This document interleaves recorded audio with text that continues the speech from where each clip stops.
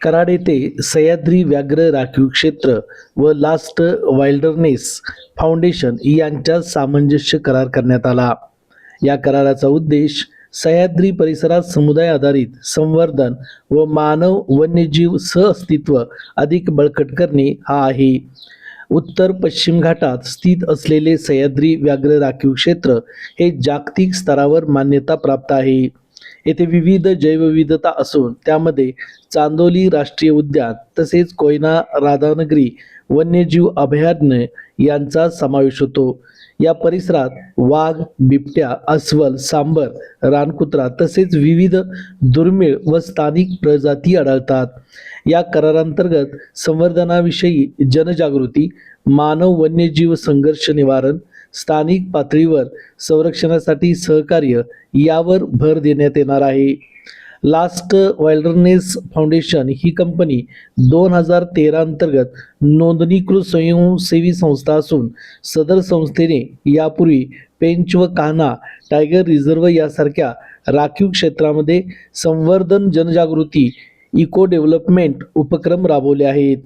यावेळी last wilderness फाउंडेशनच्या संचालका विद्या व्यंकटेश म्हणाल्या, समुदाय जेव्हा संवर्धन प्रक्रियेचा भाग बनतात तेव्हा परिणाम अधिक सकारात्मक दिसून येतात. यामुळे आम्हाला पश्चिम घाटात समुदाय आधारित संवर्धन मॉडेल विकसित करण्याची संधी मिळेल.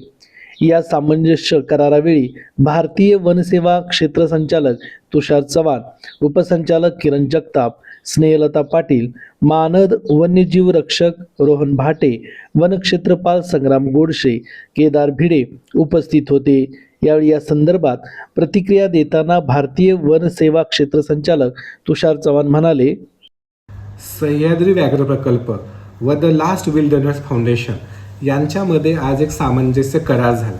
याच्यामध्ये काय आहे की लोकसहभागातून संवर्धन करणे, लोकांचा सर्वांगीण विकास करणे याच्यामध्ये ही NGO काम करणार आहे. हा जो करार आहे तो साधारणतः 5 वर्षाचा असून याच्यामध्ये विविध आस्पेक्टवरती आम्ही काम करणार आहे. याच्यामध्ये 1 एप्रिलपासून हे काम सुरू होईल आणि हे 5 वर्ष सातत्याने चालेल.